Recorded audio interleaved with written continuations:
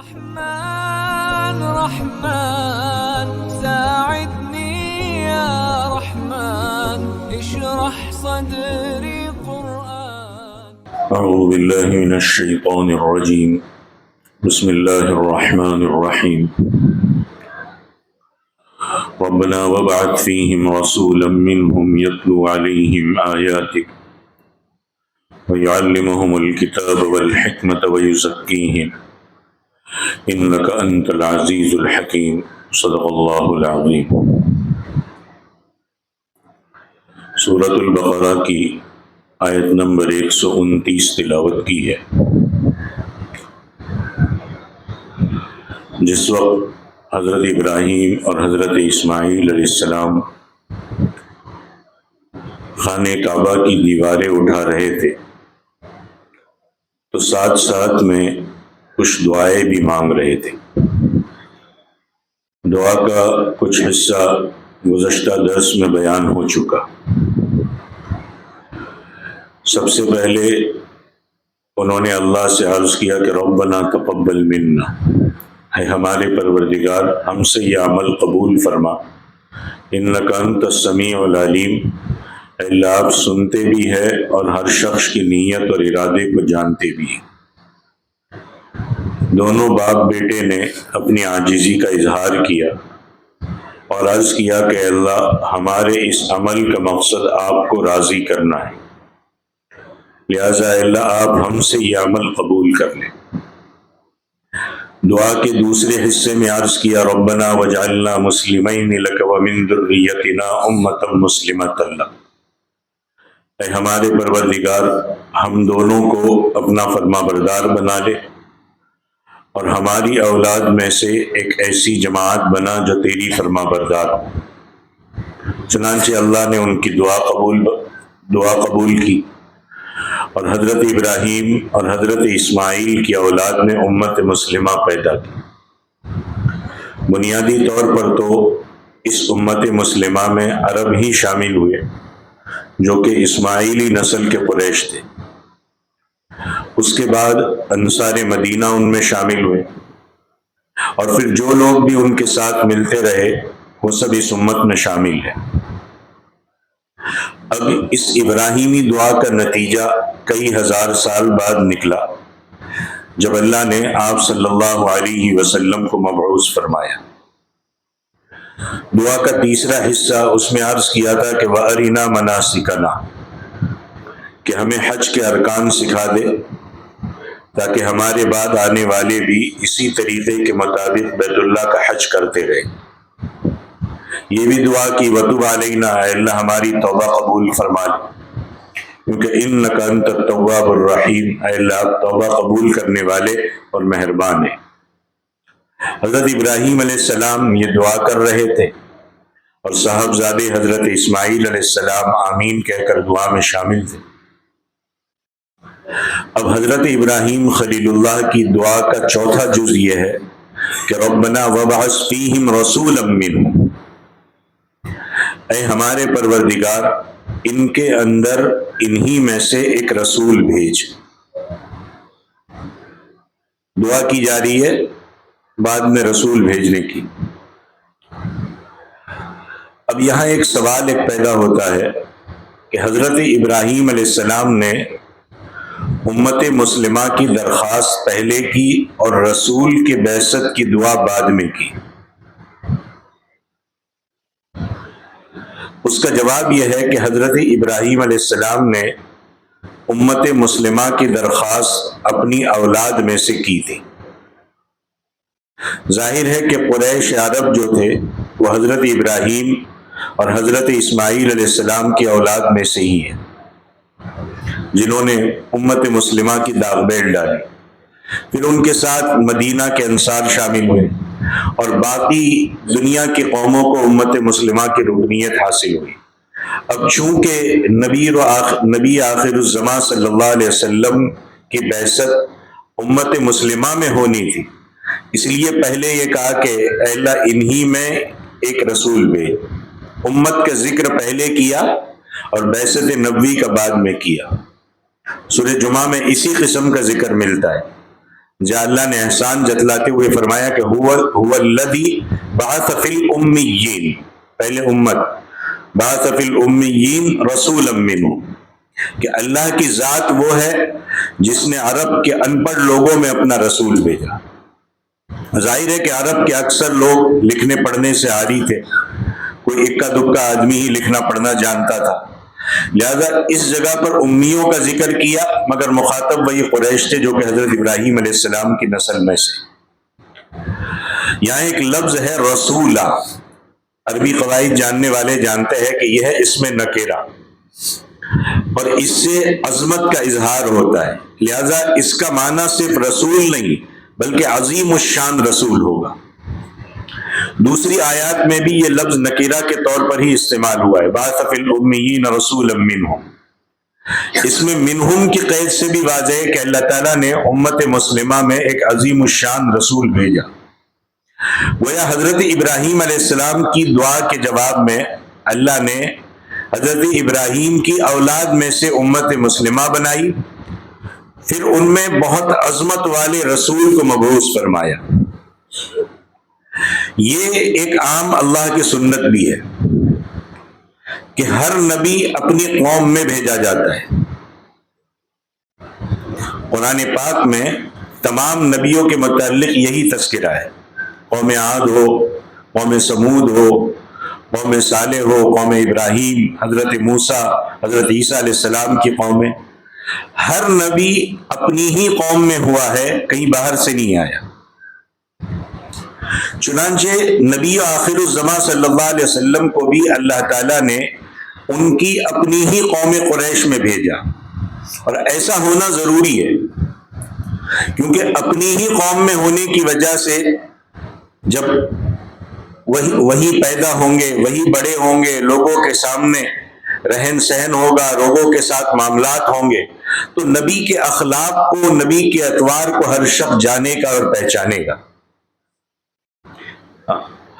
اور اس کے اخلاص کی بنا پر وہ نبوت کی تصدیق کرے گا، جیسے اللہ کے نبی کے بارے میں کہا گیا کہ یہ تو امین ہے، یہ تو صدیق ہے۔ چنانچہ حضور صلی اللہ علیہ وسلم کی بعثت کی سعادت بھی آپ کی اپنی قوم کو حاصل ہوئی۔ نبی اپنی ہی قوم سے ہوتا ہے، اس لیے وہ اسی جنس میں سے انسانوں کی طرف بھیجے جانے والا نبی ہوگا، کسی غیر نسل سے نہیں ہو سکتا کہ نبی انسان نہ ہو، فرشتہ ہو، نبی جنات ہو۔ اگر ایسا ہوا تو امت کو نبی کے اتباع میں سخت دشواری پیش آئے گی۔ جنات کے معاملات، جنات انسان کے معاملات کو کیا سمجھے، فرشتے انسانوں کے معاملات کو کیا سمجھے؟ اگر کسی فرشتے کو یا کسی جن کو انسانوں کی طرف نبی بنایا جائے تو یہ نسل ہی الگ الگ ہوگی۔ اسی لیے نبی کو انہی کی قوم میں، انہی کی جنس میں سے نبی بنا کر بھیجا جاتا ہے۔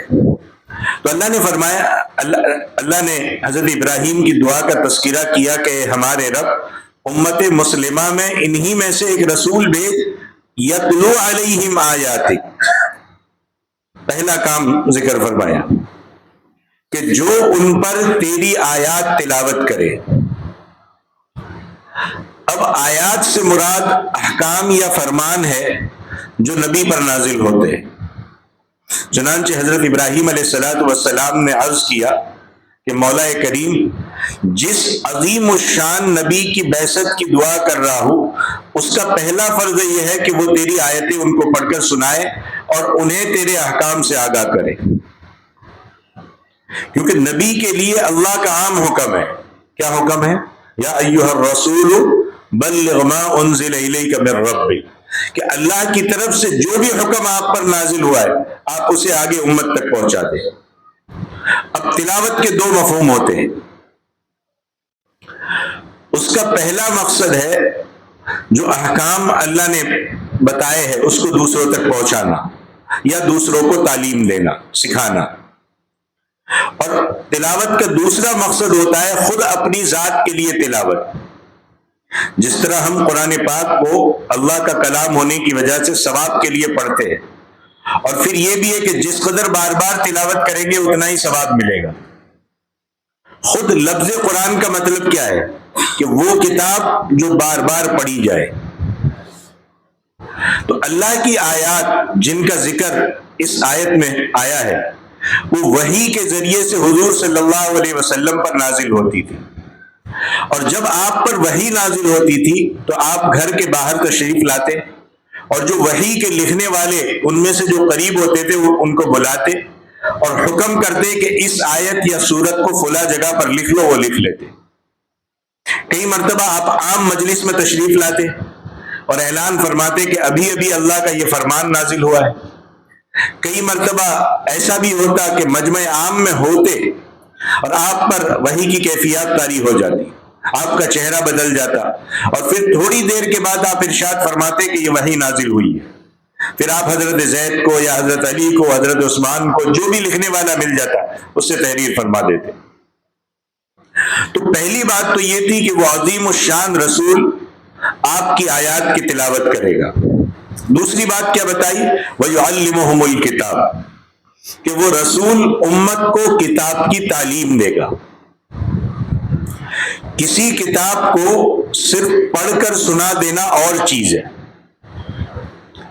اور اس کی تعلیم دینا اور چیز ہے. یہاں پر کتاب کی, قرآن کی, اللہ کی آیتوں کی تعلیم کا ذکر ہے.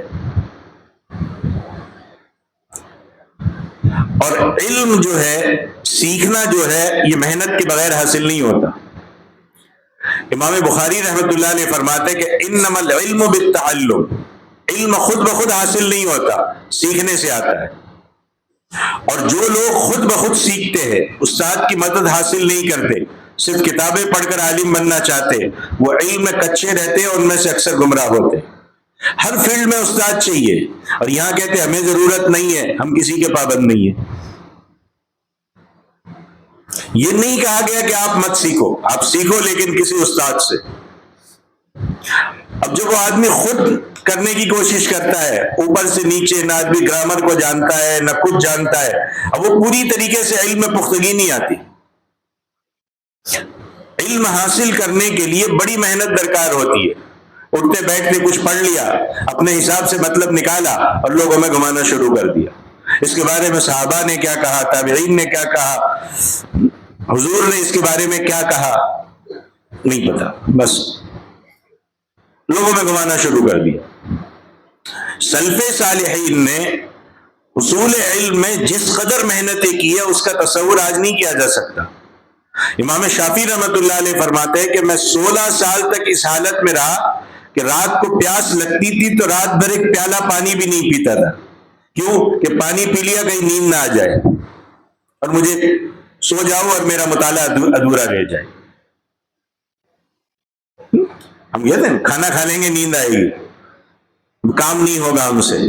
ویسے ہی ورود کی تاری ہو گئی, مطالعہ ادھورا رہ جائے گا. 40 سال تک لوگوں نے اتنی بڑی بڑی محنتیں کی تب جا کر علم حاصل ہوا ہے. ایک ایک حدیث کے لیے لوگوں نے ہزاروں میل سفر کیا ہے, ایسے علم حاصل نہیں ہوا, تو وہ بھی محنت سے حاصل ہوگی. تو بہرحال تعلیم ایک اہم چیز ہے, اس کے بغیر انسان میں کمال پیدا نہیں ہوتا, بلکہ وہ استاد کی مدد سے سیکھنا پڑتا ہے. شاہ ولی اللہ محدث دہلوی رحمۃ اللہ علیہ فرماتے ہیں کہ دنیا کا کوئی ادنا سے ادنا یا اعلیٰ سے اعلیٰ پیشہ ہو, جب تک استاد کے سامنے نہیں بیٹھے گا وہ علم و فن حاصل نہیں کر سکتا. لوہار ہو, درزی ہو, ڈاکٹر ہو, انجینئر ہو, اسے ماہر فن کی صحبت حاصل کرنا ہوگی. ایک کتابیں پڑھ لے اور کہے گا میں کلینک کھول لیتا ہوں, کہیں پریکٹس نہیں کی, کسی کے ماتحت نہیں آیا, کچھ نہیں کیا, اب وہ کیا کرے گا؟ قبرستان بنائے گا, آباد کرے گا وہ. ہاں, اپنے فن میں اس کے بغیر وہ کامل نہیں ہو سکتا. اب بیچارہ دین ہی اتنا سستا رہ گیا ہے کہ ہر آدمی اتنا براڈ مائنڈیڈ بن گیا ہے کہ اس کو ضرورت ہی نہیں ہے کسی استاد کی.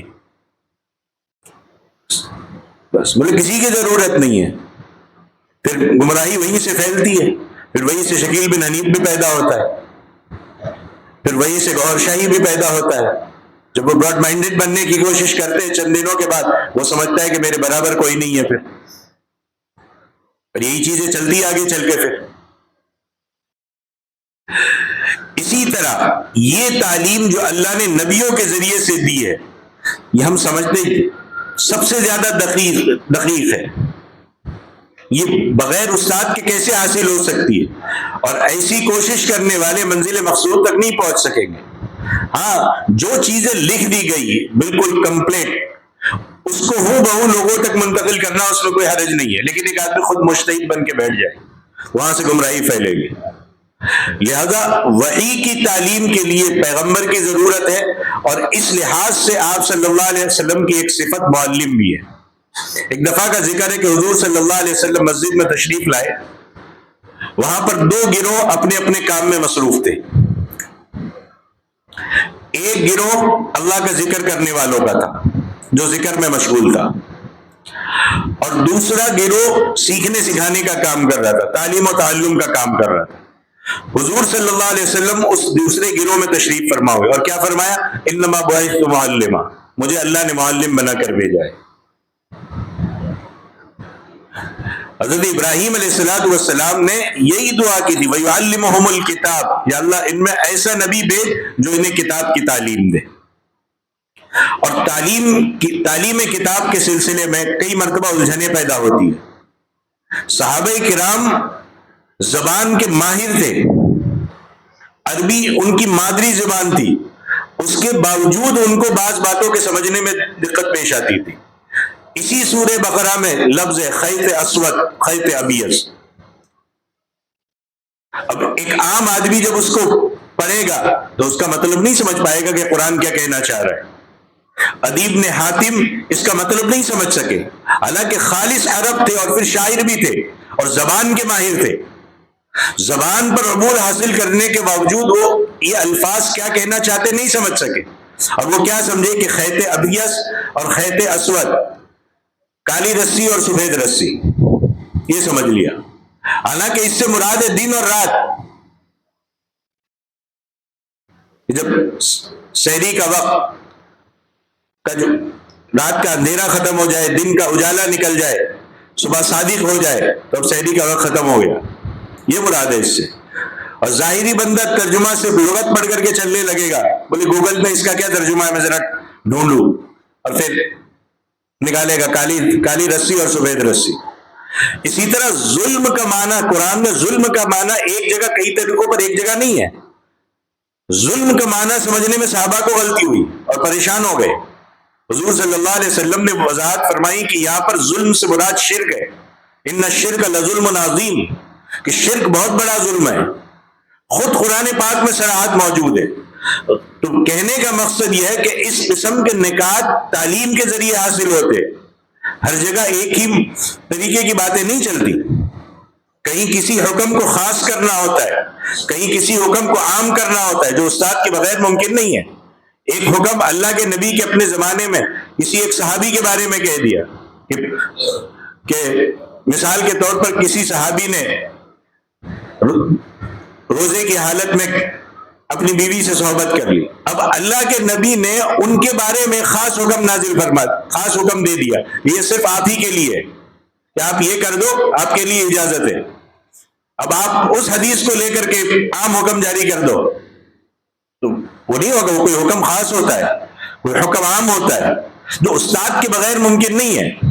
تو حضرت شاہ ولی اللہ کی حکمت میں یہ بات بیان ہوئی ہے کہ بعض چیزیں بینات کے قبیل سے ہوتی ہے، انسان ذرا سی توجہ کرے آسانی سے حاصل کر سکتا ہے، کہ بس کسی چیز کو سمجھانے کے لیے بیان کی، تھوڑی سی پڑھے بات سمجھ میں آ جائے، اور بعض ایسی ہوتی ہے جن کو آسانی سے سمجھنا ممکن نہیں ہوتا، جیسے فرمایا کہ هو الذی ارسل رسولہ بالہدی ودین الحق، کہ وہ ذات خداوندی جس نے اپنے رسول کو ہدایت اور دین حق دے کر بھیجا۔ یہاں پر ہدایت اور دین حق کو سمجھنے کے لیے استاد کی ضرورت ہے، کیونکہ یہ ایسی معمولی چیز نہیں ہے جو ادنیٰ توجہ سے معلوم ہو جائے۔ اس لیے فرمایا کہ اللہ انہی میں سے رسول بھیج جو انہیں کتاب کی تعلیم دے۔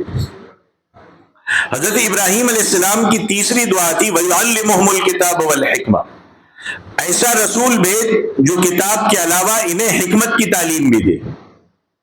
اب حکمت کس کو کہتے ہیں، اس کے بارے میں مفسرین کرام کے بہت سے اقوال ہیں۔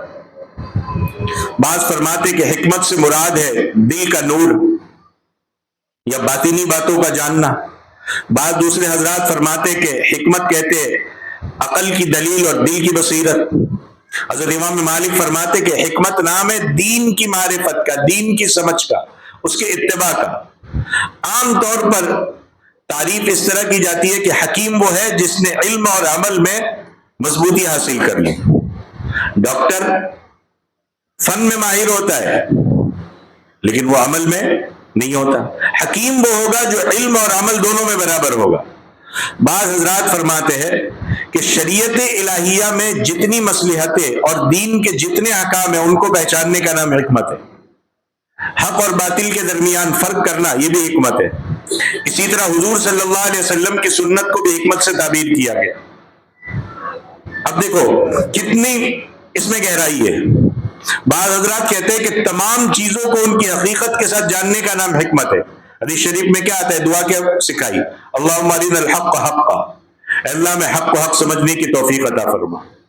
ایسا نہ ہو کہ ہم باطل کو حق سمجھنے لگے. اور بزرگان دین کی دعا میں آتا ہے کہ ہمیں چیزیں اس طرح دکھا جس طرح وہ حقیقت میں ہے. کئی مرتبہ آدمی کسی چیز کو سمجھتا کچھ ہے، حقیقت میں ہوتا کچھ اور ہے. امام ابن درید جو لغت کے امام ہیں وہ فرماتے کہ ہر وہ چیز جو تمہارے لیے نصیحت کا سبب بنے یا تمہیں برائی پر تنبیہ کرے یا کسی برے کام سے روکے یا کسی بزرگ کی کسی نیک کام کی طرف تمہیں دعوت دے، وہ سب کے سب حکمت ہے. اب دعا کا چوتھا جز ہے وَيُزَكِّيهِمْ، ان کو پاک کرے،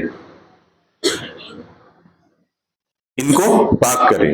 اب یہ لفظ جو ہے یہ بڑے دور تک معنی رکھتے ہیں. اس میں پاکیزگی سے مراد یہ ہے کہ ان کے اندر سے تمام گندگیاں دور ہو جائے، تمام فضیلتیں ان میں پیدا ہو جائے. گندگیوں میں نفاق ہے، بد اخلاقی ہے، گندگی ہے، گناہ ہے، بدعمالی ہے، تمام شریر چیزیں آتی ہے جن پہ سب سے پاک ہونا چاہیے. تزکیہ اسی کو کہتے ہیں. حضرت ابراہیم اور حضرت اسماعیل علیہ السلام اس موقع پر یہ بات سمجھائی کہ کسی قوم میں کامیابی اور سعادت تزکیے کے بغیر نہیں آ سکتی. دل پاک ہونا بہت ضروری ہے. لہذا انہوں نے امت مسلمہ کے لیے تزکیے کی دعا کی.